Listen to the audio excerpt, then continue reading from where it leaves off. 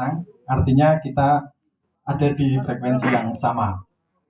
Tadi saya belum menyampaikan, sekarang saya sampaikan, saya berterima kasih karena diajak diskusi pada malam hari ini. Saya bukan hanya kemudian mengenal Mas Widi Hasto secara dekat, selama ini dari media saya mengenal beliau. Demikian pula langsung mendapatkan pencerahan dari beliau Bapak Idham Samawi, dan yang terutama adalah saya ketemu Pak Nano itu satu kali aja di TVRI, tapi begitu Mas neng padok gelem rak gelem itu aja saya gitu, karena ya sudah diskusi aja ya, kayak gini ini kita satu frekuensi, mudah-mudahan begitu. Saya akan berusaha untuk menyampaikan respon semampu saya kepada 5 penanggap. Yang pertama kepada Pak Ibung, berarti kita satu alma mater di Bulak Sumur Pak. Cuman kalau dulu saya masuk 85 tuh fakultasnya gelanggang, jurusannya titer. Jadi saya dengan Mas Haryoso dan kawan-kawan, kalau dengan Mas Gus itu saya di satu grup WA yang sekarang baru berganti nama. Kemarin alumni UGM Pro Jokowi, sekarang alumni UGM Pro itu. Nah, tidak diarani kampanye. Kalau sama Mas Kuat pernah sama-sama kalah di tahun 2015 ketika kita di Pugeran. Pugeran saja saya sebut. Nah, kemudian begini Pak Ibung. Ya, itu tanda intoleransi yang sangat nyata, tetapi kadang kita tidak peduli. Saya ingin menceritakan apa yang pernah saya kemukakan dalam forum yang kurang lebih sama di pelatihan para PNS di Gunung Sempu. Saya waktu itu mengatakan, dan sekarang saya sedang menyampaikan ini kepada Pak Wakil Bupati Sleman. Kota dan Sleman bertetangga, tapi sama-sama ngomong mahasiswa banyak.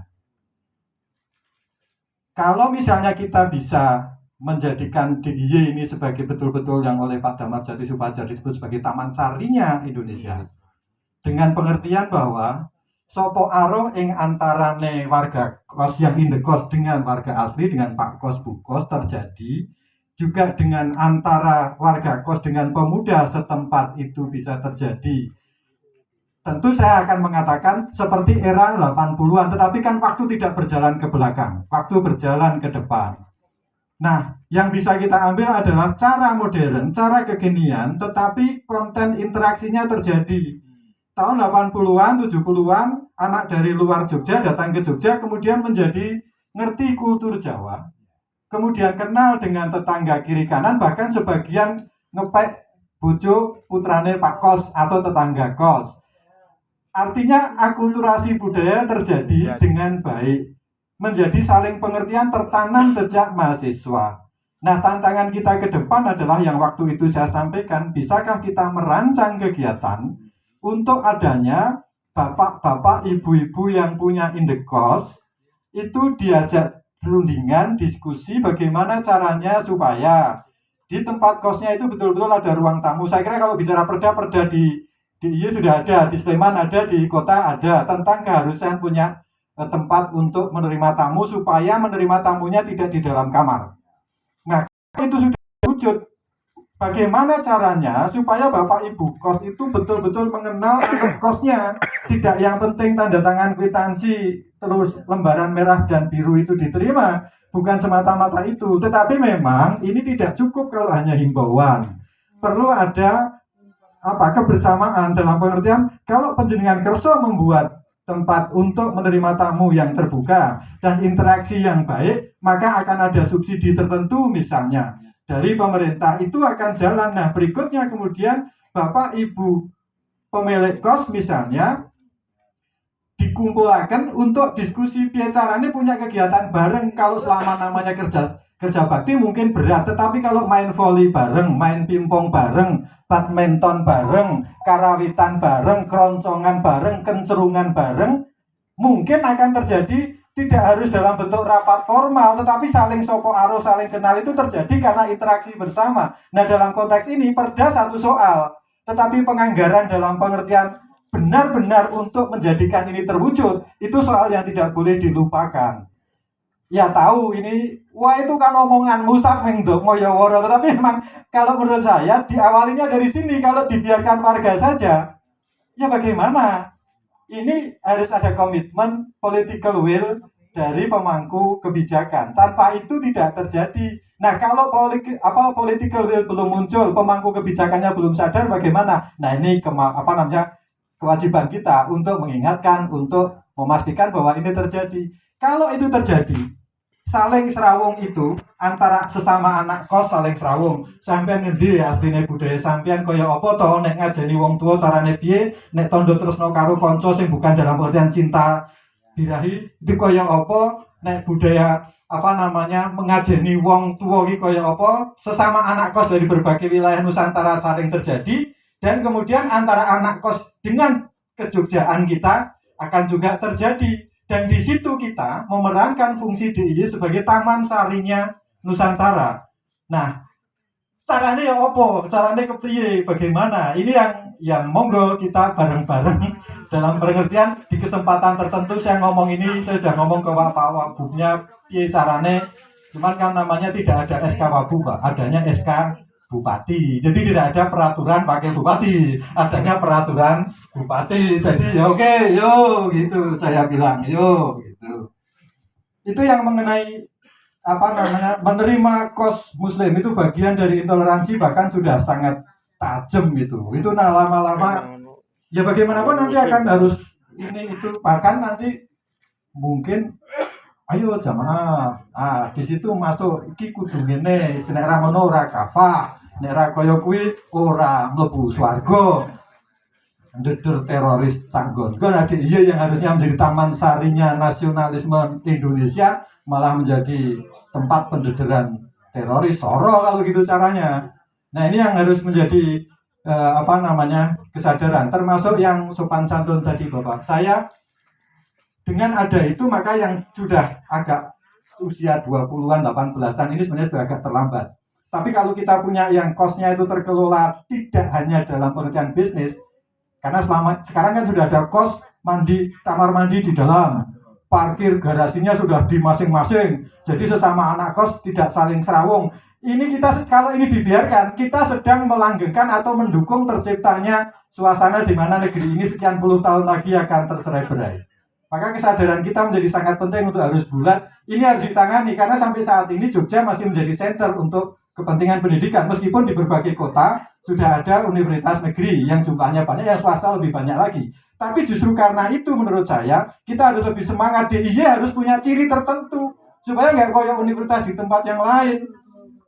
Jadi menikah yang pertama, mohon maaf saya juga semangat meskipun wis tua. Mantap. Yang kedua tentang sopan santun. Ini masih berkaitan dengan sekolah. Ada sekolah yang mengklaim itu sekolah full day. Senang di sekolah, senang sekolah dan senang di sekolah. Bayarnya larangnya minta ampun di seturan itu. Luar biasa. Ternyata saya tuh getune ora wis-wis nyekolahke anak saya di situ selama SD. Mengapa saya masukkan ke situ? Saya hanya mikir dulu di restoran. Sekarang kan pindah ke Panjen ke Wedomartani itu. Kalau dari rumah saya yang 100 meter, sehingga saya tidak perlu metok atau ngeterke gitu. Saya pamrih hanya itu. Tapi berikutnya saya nyeselnya minta ampun. Yang itu mulai bibit di situ.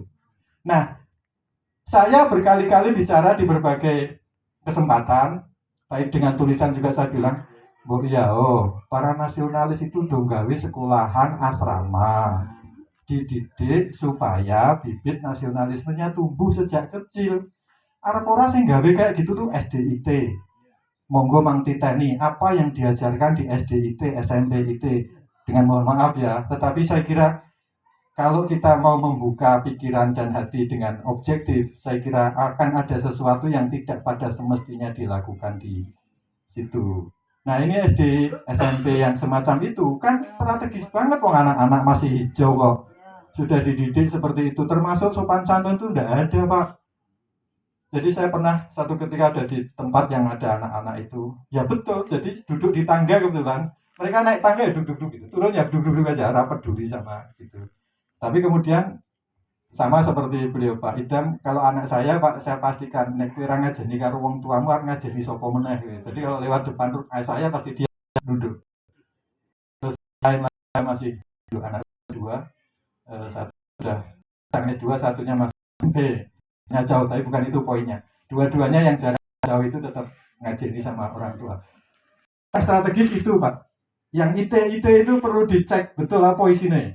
Kemudian pada saat yang sama sing do duit nasionalis, ayo to kita nggawe sekolahan sing membina toleransi, sing membawa visi ke depan, bukan mudek-mulek meng mlebu swarga karampura iki panganane. Satu sampai sedih setengah mati di satu tempat dengan anak saya waktu itu masih SD, ke tempat yang mau makan, Pak ini haram nggak? Ini haram nggak? Karena memang tempat itu di negara yang non muslim gitu loh. Jadi waduh saya sedihnya minta ampun, kok ngono gitu. Ya? Ya enggak lah Bu, karena toleransinya menjadi kacau kalau seperti itu. Betul, tetapi ketika hidupnya seperti itu, lalu di benaknya itu hanya pager. Sementara kalau orang yang ahli agama mengatakan yang tidak dilarang, itu kan hanya boleh.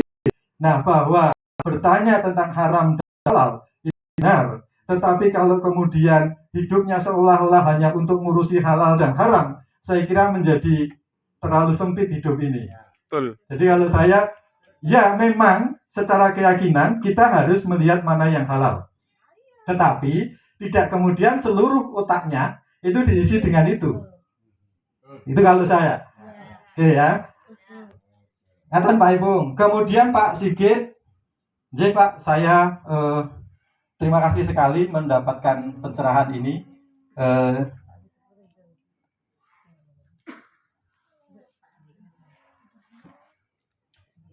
Ini yang daerah-daerah nasionalis sudah ada di Dukuh Tegal Patok. Kemudian bagaimana supaya nadi-nadi nasionalisme kejuangan itu mengalir kepada generasi yang lebih muda. Ngaten ya Pak, yang terakhir yang tadi yang Bapak kemukakan. Jadi kalau saya tetap ingin mengusulkan, ini nampak seperti ya mau disebut aneh juga bisa, tapi realistis juga bisa. Nun sewu, Bapak Ibu dalam seminggu dahar bareng putra putri berapa kali? Saya 3 kali Pak. Seminggu atau sehari? Sehari. Kalau dia nggak kuliah, dia makan pasti sama saya. Oke, Bapak Ibu yang lain? Sama asik kalau gitu. Sip. Saya hanya ingin mengatakan bahwa komunikasi antara putra dengan romo ibu itu akan terjalin dengan baik melalui kesempatan dahar bareng. Saya tidak berbicara tentang pergi ke restoran loh. Saya sedang berbicara tentang kesempatan kumpul makan bareng. Nah, dengan